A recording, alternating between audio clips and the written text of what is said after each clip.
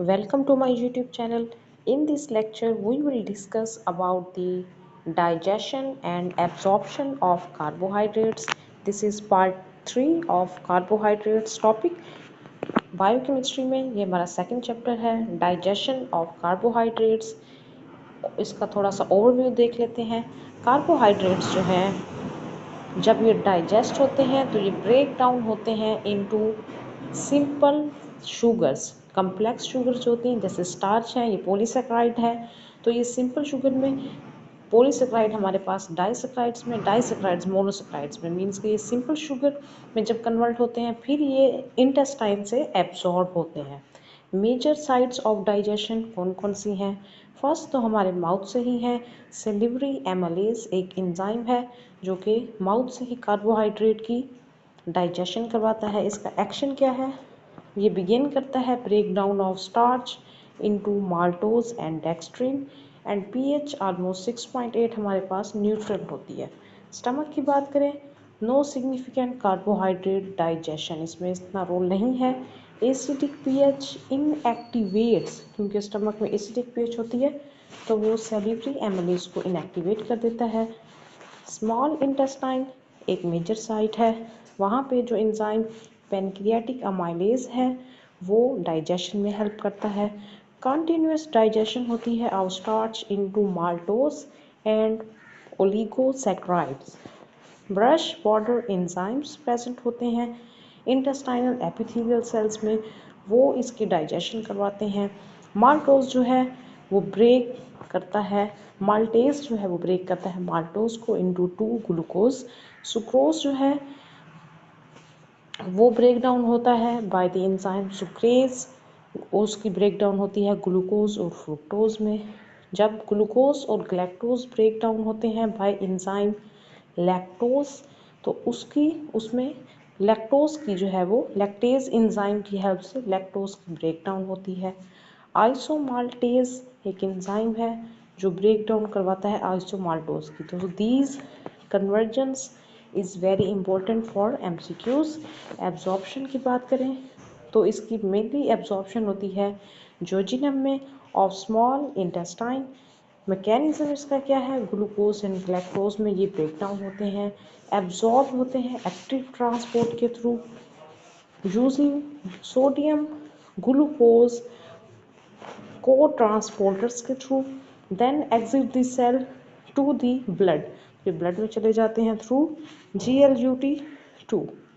और फ्रुक्टोज की बात करें तो उसमें भी जो है वो इस तरह होता है कि ये ब्रेक डाउन इसकी होती है, ये फैसिलिटेटेड डिफ्यूजन के थ्रू एब्जॉर्ब होते हैं यूजिंग GLUT5 एंड एग्जिट होते हैं GLUT2 के थ्रू।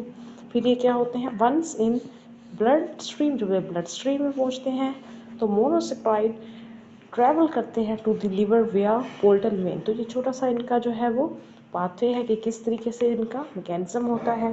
मेटाबॉलिज्म की अगर बात करें कार्बोहाइड्रेट्स की तो ये एक बायोकेमिकल प्रोसेस होता है जो कि कन्वर्ट करता है ग्लूकोज को एंड अदर शुगर्स को एनर्जी में, ताकि हम जो है वो डेली के अपने वर्क कर सकें, और उसको स्टोर करने में जो एक्स्ट्रा एनर्जी होती है वो उसको स्टोर कर लेता है।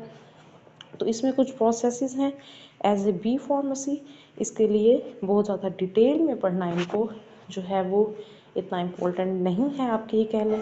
तो इसमें फर्स्ट है ग्लाइकोलाइसिस है, ये साइटोप्लाज्म में होता है।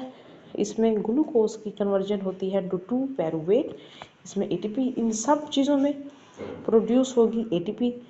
वो हमारी क्या है? एनर्जी करेंसी है ऑफ आवर बॉडी, ठीक है। इसमें एंड प्रोडक्ट हमारा क्या है? लैक्टेट है, और ये एन एरोबिक है, मीन्स के ऑक्सीजन की एब्सेंस में होता है, ग्लाइकोलाइसिस। नेक्स्ट है पैरुवेट ऑक्सीडेशन, ये माइटोकॉन्ड्रिया में होता है। सिट्रिक एसिड साइकिल, जिसको हम क्रिप साइकिल भी कहते हैं, ये माइटोकॉन्ड्रियल मैट्रिक्स में होता है, इससे भी एनर्जी प्रोड्यूस होती है। ईडीसी है इलेक्ट्रॉन ट्रांसपोर्ट चेन, ये इनर माइटोकॉन्ड्रियल मेम्ब्रेन में होता है, इससे भी एटीपी प्रोड्यूस होती है। ग्लाइकोजेनेसिस, इसका क्या मतलब है? ग्लाइको का मतलब है ग्लाइकोजिन, जेनेसिस का मतलब है सेंसिस। ग्लाइकोजिन की फॉर्मेशन होती है लिवर एंड स्केलेटन मसल्स में। ग्लाइकोजिनोलाइसिस, ग्लाइकोजिन की ब्रेकडाउन इनटू ग्लूकोज, ये फास्टिंग या एक्सरसाइज में होता है ये process, triggered by glucagon and epinephrine. Gluconeogenesis, इसका मतलब ग्लूकोज का बनना from non carbohydrate sources. Location कहाँ है इसकी? Liver and kidney. Prolong fasting में या स्टारवेशन में ये एक्टिव हो जाता है ये प्रोसेस। पेंटोज फॉस्फेट पाथवे, ये जो है ये होता है साइटोप्लाज्म में। तो ये सब जो है ये प्रोसेसेस हैं, इनसे क्या होता है, इनसे जो है वो एटीपी प्रोड्यूस होता है। This is the mechanism of carbohydrates. Dietary sources means कि हम डाइट में हम कार्बोहाइड्रेट्स किन सोर्सेज से ले सकते हैं?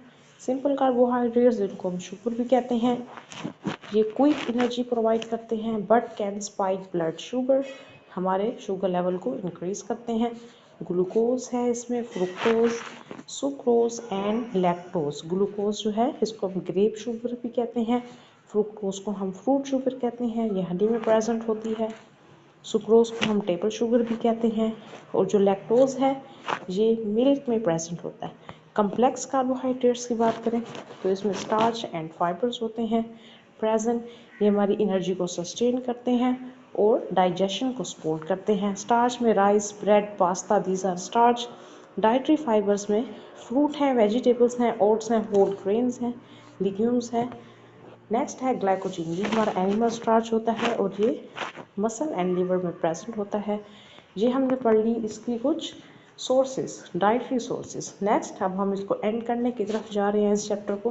क्लिनिकल सिग्निफिकेंस की बात करें तो ये कार्बोहाइड्रेट्स जो है हमारा प्राइमरी सोर्स ऑफ एनर्जी है for brain, nervous system and muscles. Exercise performance के लिए एथलीट्स में it's very important. Disease associations की बात करें तो कार्बोहाइड्रेट मेटाबॉलिज्म जब इम्पेयर होता है तो डिजीज़ हो सकती है, दैट इज़ डायबिटीज़। डायबिटीज़ में क्या होता है कि आपका ब्लड शुगर लेवल राइज कर जाता है इंसुलिन के कम प्रोडक्शन की वजह से, बीटा सेल्स डिस्ट्रक्शन की वजह से, कोई भी रीज़न हो सकती है। मगर कार्बोहाइड्रेट मेटाबॉलिज्म जब इम्पेयर होगा तो डायबिटीज़ हो सकती है। हाइपोग्लाइसीमिया, लो ग्लूकोज लेवल भी क्या करता है, कार्बोहाइड्रेट की डेफिशिएंसी से हो सकता है। इंसुलिन रेजिस्टेंस भी जो है वो can leads to carbohydrate metabolism disorders. ये हैं disease associations with carbohydrate with impaired carbohydrate metabolism. Other clinical significance क्या है? कार्बोहाइड्रेट्स की इनटेक हमारा वेट गेन कर सकती हैं। गैस्ट्रोइंटेस्टाइनल हेल्थ के लिए फाइबर्स आर वेरी इंपॉर्टेंट, ये हमें इंटेस्टाइनल कैंसर से बचाते हैं फाइबर्स जितने भी होते हैं, और ये हमारी गट हेल्थ के लिए इम्पोर्टेंट है। जो हमारे हेल्दी बैक्टीरिया होती हैं उनकी हेल्थ के लिए इम्पोर्टेंट है, बेनिफिशियल है। कार्डियोवैस्कुलर हेल्थ, सोल्यूबल फाइबर जो हैं ये हमारे कोलेस्ट्रॉल को कम करते हैं। क्लिनिकल एप्लीकेशंस क्या हैं? Nutritional therapy, carbohydrate based diets can use to manage various conditions. हम कार्बोहाइड्रेट्स की डाइट यूज़ करके बहुत सी कंडीशंस को मैनेज कर सकते हैं, such as diabetes and obesity. Almost 55% हमें जो है हमारी डाइट में कार्बोहाइड्रेट्स नीड होते हैं। स्पोर्ट्स न्यूट्रिशन की बात करें तो एथलीट्स की परफॉर्मेंस के लिए, जैसे हमने पहले पढ़ा, it's very important. Enteral nutrition, carbohydrates containing formulas ये यूज़ होते हैं मेडिकल न्यूट्रिशन थेरेपी में। ये है इसकी clinical significance. Last but not least, clinical consideration क्या है?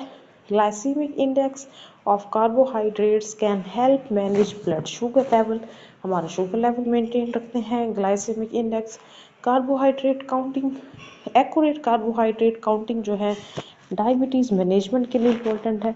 हम कार्ब्स तो लें मगर उससे जो है वो कैलकुलेटेड लें, ये नहीं कि आप जितना मर्जी जो है वो कार्ब्स ले लें एक दिन में, ठीक है। तो डायबिटीज़ की मैनेजमेंट के लिए इम्पोर्टेंट है। Fibre intake, adequate fibre intake is crucial for maintaining healthy gut function. तो गट फंक्शन में, डायबिटीज़ में, स्पोर्ट्स में, इंटेस्टाइनल हेल्थ में, कार्डियोवैस्कुलर हेल्थ में इनका रोल है। तो हमारा कार्बोहाइड्रेट का टॉपिक यहाँ पे कंप्लीट हुआ। नेक्स्ट हम इंशाल्लाह प्रोटीन स्टार्ट करेंगे। Thank you.